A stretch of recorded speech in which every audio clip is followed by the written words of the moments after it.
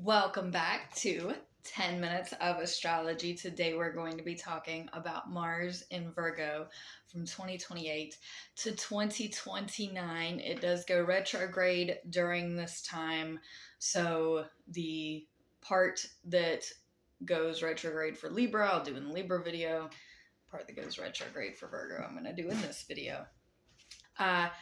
Some of the first things that happen, I put in the thumbnail, is not about Mars.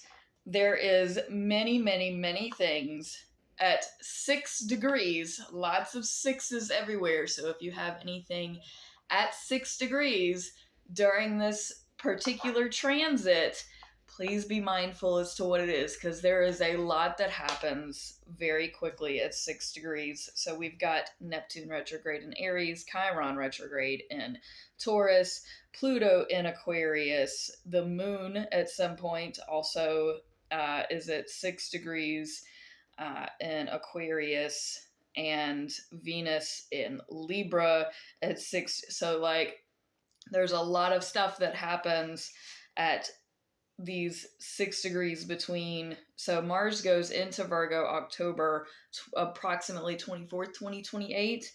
And all of these at 6 degrees goes until about November 1st.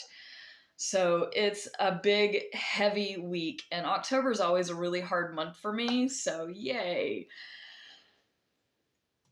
I'm gonna move on because this is about Mars, but because all those aren't, I'm just gonna couch that.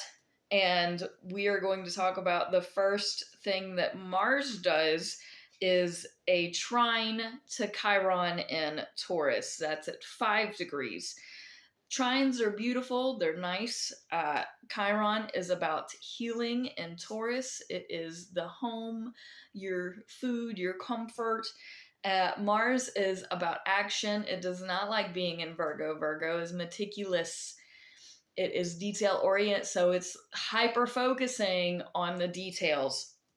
These are very good together because you may be hyper focusing on your health, healing your home, and getting everything in order. Then we have a yod. A yod is considered the finger of God, so whichever it is pointing at, in this case it's Mars and Virgo. I've explained yods before. It's if you point at somebody, how many fingers are pointing back at you. And in Virgo, Virgos have been getting whipped. They've been getting whipped. This is another whipping boy.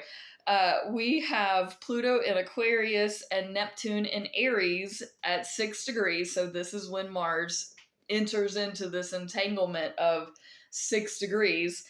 And this is saying your actions, your details, the amount of nonsense and pettiness that has to be included in all of these fine details.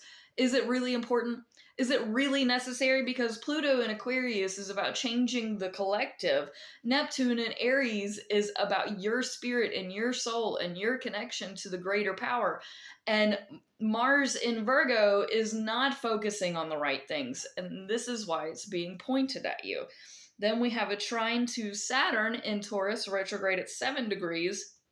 This is nice. This is a nice alignment because it gives you the false sense of validation, Virgos.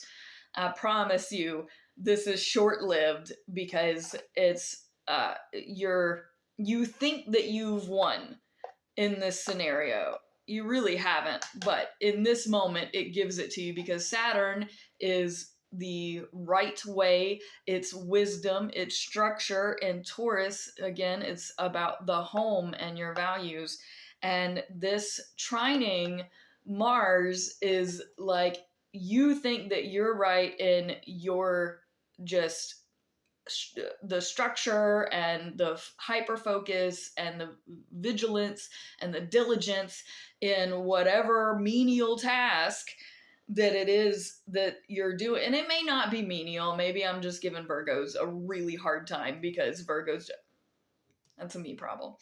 But this is supposed to be a good alignment. Then Mercury in Scorpio also squares Pluto in conjunct Neptune. This is also at 6 degrees.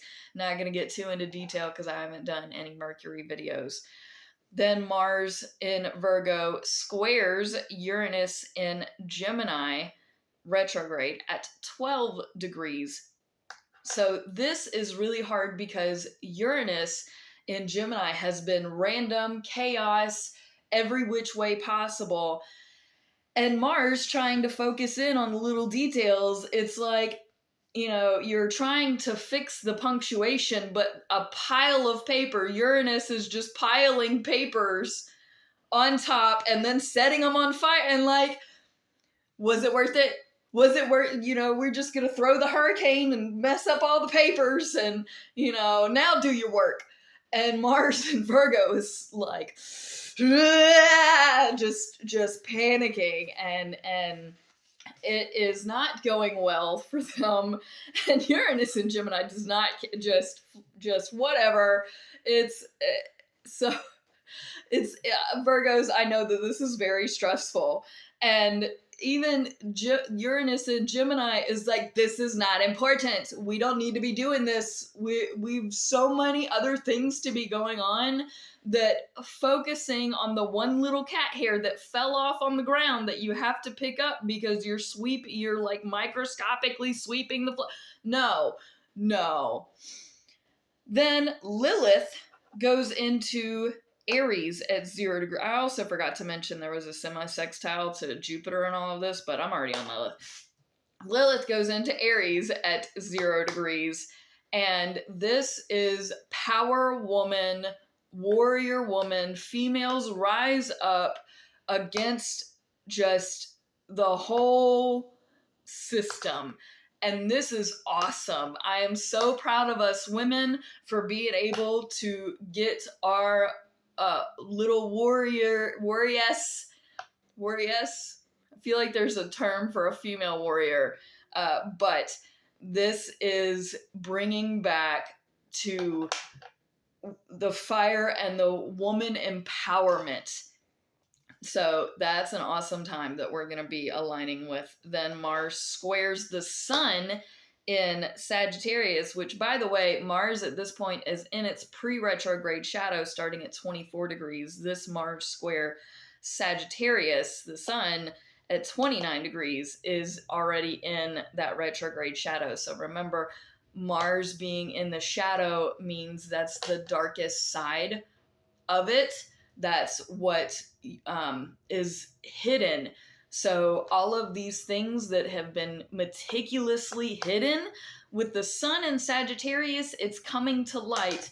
And I don't ever talk about the sun, even though that is the most important aspect in astrology is the sun, because it's considered daily life. This is in Sagittarius, which is pop off truth. This is at 29 degrees, and I love 29 degrees. This square, again, coming at you, Virgo, and you can't hide it. You can't hide it within all of the pages of documents that nobody can read, the terms and and conditions and agreements that we all just sign up for because we have to. This bringing the bull to light, and Mars and Virgo cannot handle it. That's at 29 degrees. Then Mars goes into Libra approximately December of 2028.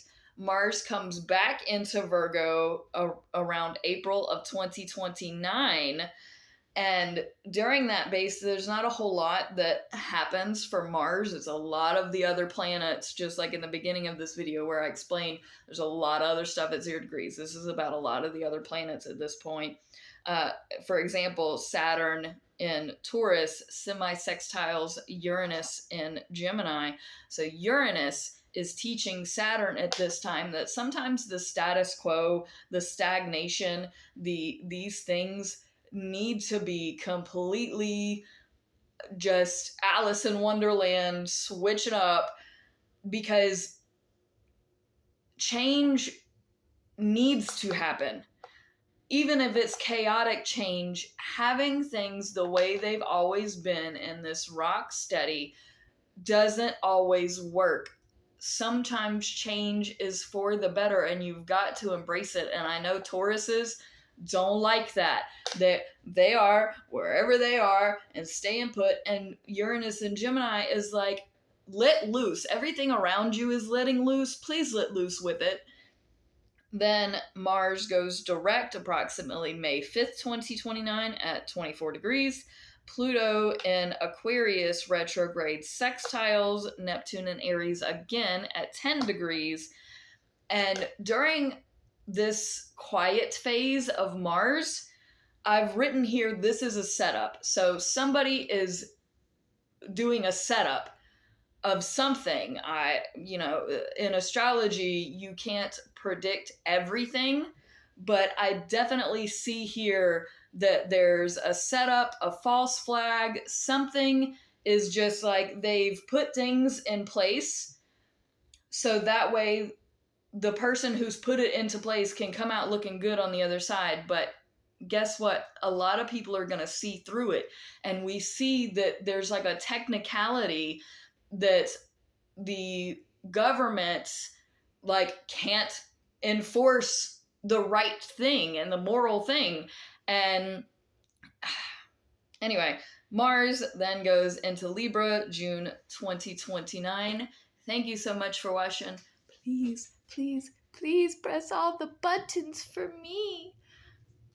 Love y'all, fam. Peace out.